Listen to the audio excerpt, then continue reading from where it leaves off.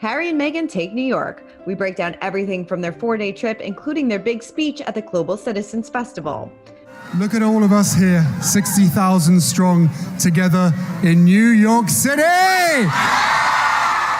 Plus, Kate plays tennis, William gets a docuseries, and the royals step out for the premiere of James Bond. It's so good to see them on a red carpet again. It's been so long. And, it's cool to see them at a movie premiere. That doesn't happen very often. Plus, Joe Little, managing editor of Majesty magazine, breaks down the alleged rumors of bullying between Harry and William, and why the Queen trusts Kate with the future of the monarchy. It seems safe to assume that the Queen regards this couple as very much the future of the British monarchy in the 21st century.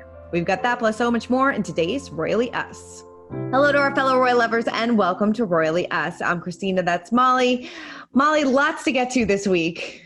So much. The royals are back at it, all of them. What an exciting week. What an exciting week. And I know it was so funny. We were saying last week, I wonder what the big coming out for Harry and Meghan are going to be, where they're going to make their first big public appearance. And then 2 days later, they're in New York. So we're going to break down that whole big trip and very, very exciting. But before we get to all that, we have to check in on our royal viewers who really, really gave it to Molly and I last week. Yeah. Thanks, guys. Thanks, guys. But I tried to pick out ones that were a little tame. This one goes to Kaz Pizzazz. Says, I think Harry and Meghan should have been in the Times. The couple have been doing so much for needy worldwide. I agree. I think they have been doing a lot. They have been a little bit behind the scenes despite this past week because of COVID and everything going on, and they're trying to probably find their footing in California. Yeah, especially for a year with so much change for them and for everyone to be as visible as they have been. I would say that is very influential. Yeah. All right, definitely. Joanne says, time's supposed to be for the influential, not the controversial, completely inappropriate. So a totally different opinion than Kaz Pizzazz. Right. I mean, it's been historically, Time has said that it's for the most talked about person. Whenever they're spotlighting someone, it's not necessarily that they're saying these are the best people ever. Right. Although with the way they framed this, I think it was meant to be flattering. But, it is supposed to be the people who are being talked about a lot. And you can't deny that Meghan and Harry are top of mind a lot of the time in many news cycles. Very, very true. And the last one goes to AK. Did you guys know Princess Beatrice was originally supposed to be named Annabelle, but the Queen did not approve. So Andrew and Sarah changed it to Beatrice, as in the daughter of Queen Victoria. So maybe Annabelle for Bea's daughter. I love that. I think that's such a fun fact. Yeah. And I did know this. And the reason they gave for it in The Sun at the time when it was reported is that Annabelle was too yuppie, which is so funny. That's obviously not a confirmed quote from the Queen. She didn't release a statement saying this name is too yuppie. But I just thought that was so funny because Annabelle doesn't sound yuppie to me at all. I guess maybe in the 80s it was considered a trendy name. So yeah, I think it would be really cute if she named her daughter Annabelle. I think so too. I think it's beautiful and kind of comes full circle. All right, well, let's get to our royal roundup, and we have to kick it off with Prince Harry and Meghan Markle's trip to New York City. They were here for 4 days. They visited the World Trade Center Observatory. They went to Harlem. She read her book. They went to the Global Citizens Festival. They kind of did a lot in a short amount of time. I mean, why do you think they chose this trip as their first joint appearance since the birth of their daughter? It seems like a lot of different events coincided and made this the perfect trip for them. They were promoting Global Citizen Live. They were speaking at the concert, which was in Central Park. We just came off of the 20-year anniversary of 9/11, which they were able to pay tribute to. It just seemed like, everything, all the stars aligned. And Meghan has blogged in the TIG about how much she loves New York. And she had her baby shower there. I was going to say that was probably the last time that she was in New York was, almost 3 years ago at this point. So it's definitely been a minute. And I don't think Harry has been here since 2013. So it's been quite a long time since both of them have been back in the city. Right. And I think New York just has that little bit of seriousness that LA doesn't have. Yep. No offense to anyone from LA who's in the comments, because, it just adds a little extra, businessy oomph to their activities. I think that was probably a branding call for them too. Totally. Yeah. And then they, like I said, they visited a school in Harlem, PS 123. They surprised these children. Meghan read her book aloud for the very first time, which she said, she's like, this is the first time I've read my book to any children other than Archie and her daughter. So definitely a very cool experience for them. They had such a varied itinerary the whole time that they were there. They definitely got to make all the important stops, and it looked like it was a great trip. Yeah, and Harry tried chicken and waffles for the first time, so good for him. How could it be the first time? It's crazy. So there good. are chicken and waffle restaurants in London. It's sort of become a trendy-ish thing. So yeah, I was very surprised by that. Very surprised. Well, they ended their trip, like we said, at the Global Citizens Festival with a speech encouraging worldwide access to the COVID-19 vaccine. Take a look at this. Since this pandemic began, we've been talking to the experts about how we can do our part. This week, we sat with independent global health leaders to further understand how we get closer to vaccine equity and ending this health crisis. But we're battling more than the virus alone. This is a battle of misinformation, bureaucracy, lack of transparency, and lack of access. Every single person on this planet has a fundamental right to get this vaccine. That's the point, but that's not happening. And while in this country and many others, you can go almost anywhere and get vaccinated, billions of people around the world cannot. This year, the world's expected to produce enough doses to meet the target of vaccinating 70% of people in every single country. But it is wrong that so much of the vaccine supply has only gone to just 10 wealthy nations so far and not everyone else. It's just not okay. So yeah, it seems like this is definitely something that they are putting a lot of effort behind to make the vaccine accessible to everybody worldwide, no matter where you live and your status and everything like that. Yeah, they've been banging this drum for a while. And one thing that I personally really appreciated about this speech is that they specifically called out pharmaceutical companies and they specifically explained what the issues are behind people who are unable to access the vaccines all around the world. And I think that's something that they couldn't have done if they were still royals, because it would be seen as political and controversial. So it's good to see that they are taking advantage of their new life in a way that extends beyond, media deals. Right. And it's more like actually trying to kind of make a difference and influence people to make a change in the way that we're doing things. So that was cool to see. It was definitely cool to see. And it seems like the crowd was really behind them. New York crowd can definitely be difficult at times, and there was no booing going on. There was a lot of cheers. When he said, me and my wife are, behind this movement, everybody was cheering for them and things like that. So it seems like the crowd was definitely very welcoming. And this was kind of cool. She also gave a nod to Princess Diana in her fashion choices, right? Yes. So this was a very on the nose reference, I would say, if I'm allowed to say that. I don't know. She carried the Lady D Light bag, which is Dior. It used to be called the Shoo Shoo bag, and they changed it to the Lady Dior when Diana was seen carrying it. And this is a spin-off of that bag, so it's the Lady D Light. And she not only had that Diana-inspired bag, but she also had a Duchess of Sussex monogram on the bag, which was DSSOS, which is a lot of letters. I'm assuming that this was probably a gift from someone or a gift from Dior. And yeah, it was definitely a nod to her late mother-in-law. And yeah, there were a lot of nods to her. They stayed at the Carlisle, which was Diana's favorite hotel. There were a lot of outfits that looked kind of similar. There was the camel coat over the black. So yeah, this was definitely a very Diana-inspired trip, I would say. I feel like now that, COVID restrictions and things like that are lifting a little bit, I think that we're going to see a lot more of Harry and Meghan making these more public appearances rather than just, kind of sitting behind the Zoom. Yeah, definitely. And it's going to be good to see them out and about doing, real things. It's been so frustrating for all of us for so long. And this is just another step back to being relatively normal. So it's great. Totally. And speaking of getting out and about, the royals made a very glamorous outing at the premiere of the new James Bond flick. And I have to say, they all looked absolutely fantastic.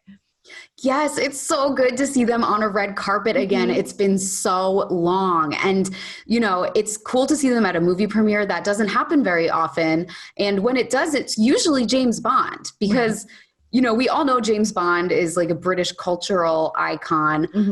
In London on the night of the premiere, pretty much every movie theater is playing the James Bond movie every 20 minutes. It's huge. Amazing. It's like the only thing you can go and see whenever it premieres. So it's cool to see them kind of keeping going with this tradition of supporting the film industry. Sure, yeah. And this film has been delayed for quite some time because of COVID. And at the red carpet, they asked healthcare workers to come so they could thank them and have a good night out as well. So definitely pretty cool for all the healthcare workers to be rubbing elbows with the royals and Daniel Craig.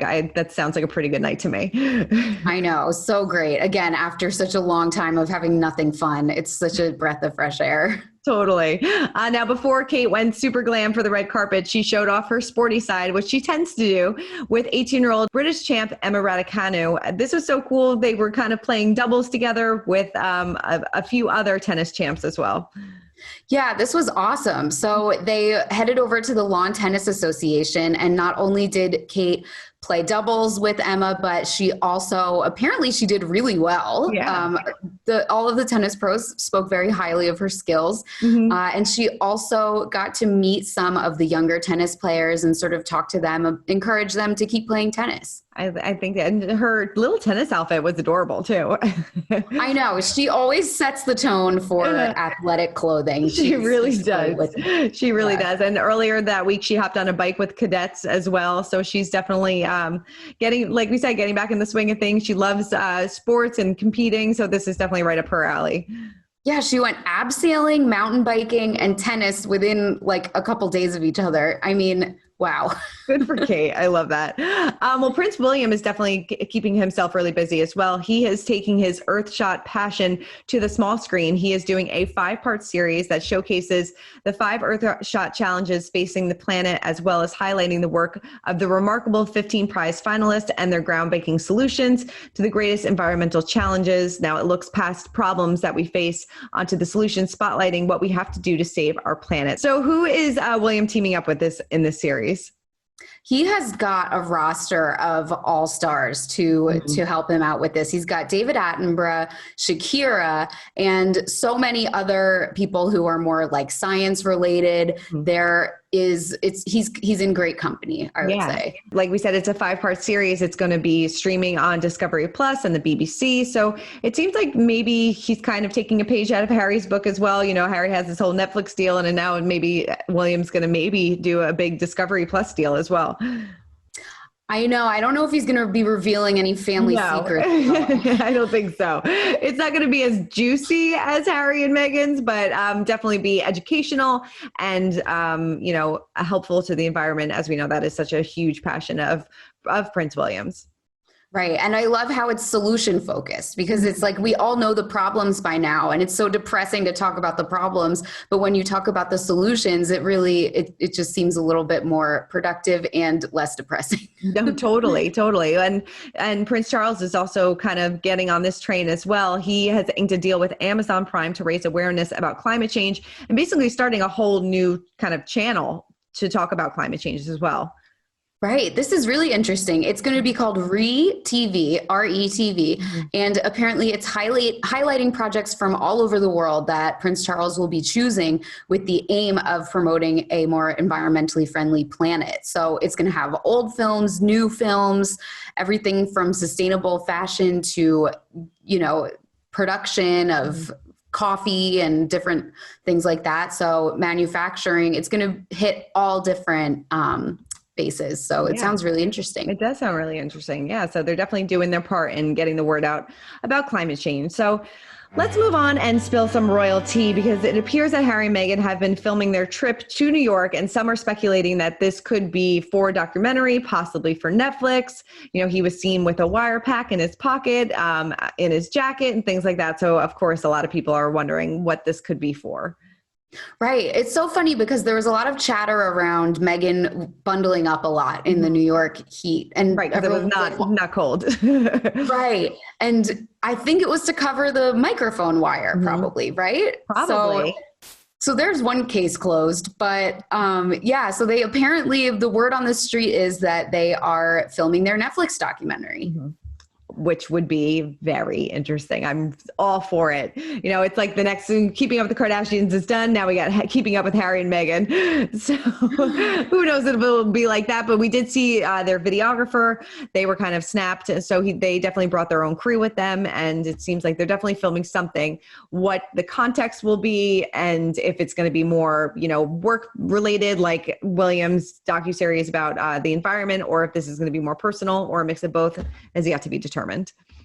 Yeah, either way, I can't wait to see it because I'm sure there's going to be a lot of very interesting revelations. Totally. All right. And speaking of interesting revelations, royal expert Andrew Morton is claiming that Prince William's alleged bullying is what forced Harry and Meghan out of the royal family in the re-release of his book, Meghan, a Hollywood Princess. Now, we knew that, you know, obviously Harry and Meghan have spoken out about the bullying allegations in the past.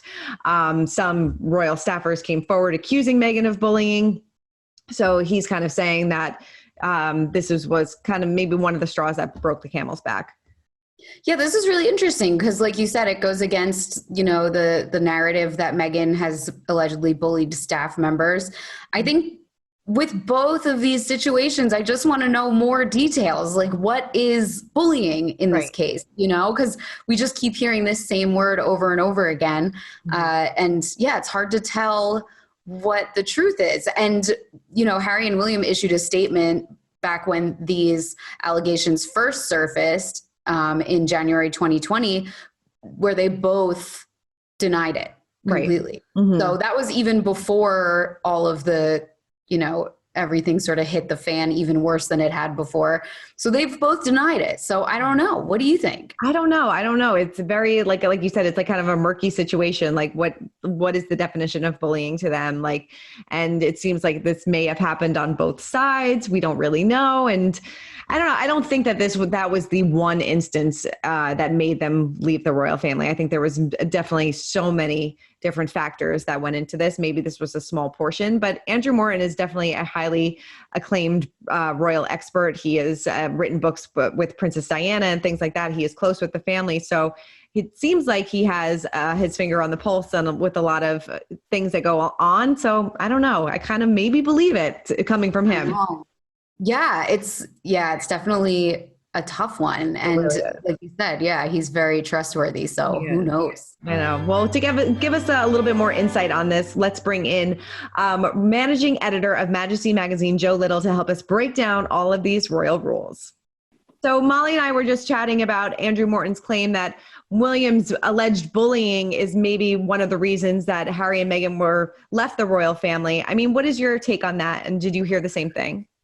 Well, I didn't, but I mean, I have heard it subsequently. But I think we have to be careful that there are so many rumours and counter rumours, and there have been for such a long time now that no one, I think, really knows the truth. You know, only William and Harry and their spouses. So I think we have to be careful with what we believe and who we believe. You know that there's a lot of mischief being made in the media. Really, since all this came about. So bullying, I mean, you would like to think it's not true, but, you know, I suppose people's perceptions of bullying are rather different anyway. So I think we need to give all the parties the benefit of the doubt and assume that no, there wasn't bullying, and that if that was the impression they gave, then it was a misrepresentation of really what they intended. So in your latest issue of Majesty Magazine, you say that Kate is a team player in public and private. So we do. We were wondering, how do you think the Queen's view of Kate has changed over the years? Well, again, that's sort of a speculation and conjecture, but you would kind of think that the Queen very much regards Kate as or Catherine, as perhaps I should call her, as a safe pair of hands. You know, that she's been a member of the royal family for 10 years now. The 10th anniversary was back in April.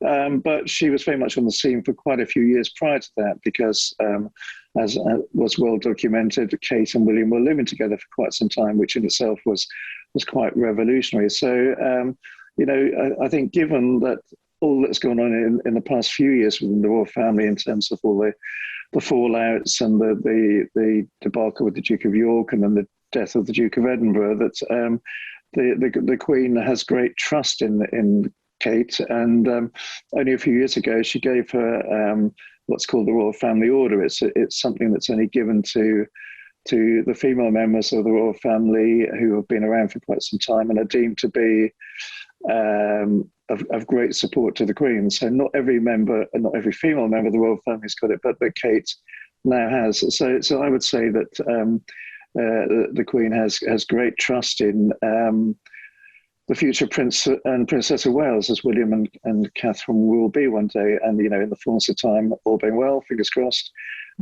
King William V and Queen Catherine. So it seems safe to assume that the Queen regards this couple as very much the future of the British monarchy in the 21st century. Yeah. How did Kate have to prove herself over the years, and what makes her such a great team player? I think the fact that she took things very gradually. In the past, when Diana came on the scene, that she either threw herself or was thrown into royal duties immediately, and with mixed success. That there was no real template, and things went well. Sometimes they went very badly at times. So I think a lot of lessons were learned from then. And so Kate was very gradual. She appeared occasionally, but for the first few years was really William's wife rather than a working member of the royal family. So she was then selective in the duties that she took on and the charities that she became associated with. And we now see her performing to a very high standard with the charities that mean so much to her. You alluded before to the fact that William and Catherine lived together before marriage, which was revolutionary at the time. Are there any other ways that Catherine has tried to bend the rules, sort of like the way Meghan did? Well, bend the rules. I mean, having said that was revolutionary, William's uncle Edward, the Earl of Wessex, also lived with his now wife for quite some time. And as children of the Queen, that in itself was quite something, because we're talking in the 1990s when things were very different to how they are now. But, in terms of bending the rules, well, I suppose that's one way of looking at it. But the modern royal family has to evolve. It has to keep it changing to be relevant in the 21st century. So that means that the rules change and the goalposts move slightly so that they make sense and mean something in the modern age. So, the things have progressed. The Queen is very much a mover and a shaker. She adheres to tradition, but she can understand that things can't be kept exactly as they were, and so that things need to move on and things done in a different, more relaxed, less formal way. And that's what the modern royals, William, Catherine, Harry, Meghan, have proved to be so successful. Now, before we wrap up, let's check in on our royal kids. And Duchess Meghan actually gave a rare update on her daughter Lilibet while in New York, right? Very small. Yes. Very short update. Someone said, Meghan, how's Lilibet? And she said, she's beautiful. So there you have it. There you have it. Big update, breaking news. Yeah. But it seems like she looks fantastic too. I mean, her style choices were great during this trip too. I loved it. Yeah, really fun to see her back again and in, her suiting apparel. She loves a menswear inspired look, which is really fun. So it was great to see. Definitely. And I love this story. It seems like royals are just like us. There's a report that Kate, William, and the kids enjoyed lunch at a pub in Norfolk. Definitely just like us. Yeah, they had like burgers and chips, not even like gluten-free or anything, just straight up pub grub at a beer garden this past Saturday. Apparently their dog was there sniffing around. It just sounds like they were, the people that saw them said they were very down to earth, and it just sounds like a great little afternoon. It definitely does. I love that so much. All right, Molly. Well, thank you so much for running down all things royals with me as always. Thank you, Christina. All right. For much more on the royals, make sure you head on over to usmagazine.com and keep commenting, keep subscribing. And Molly and I will see you next week. Bye, guys.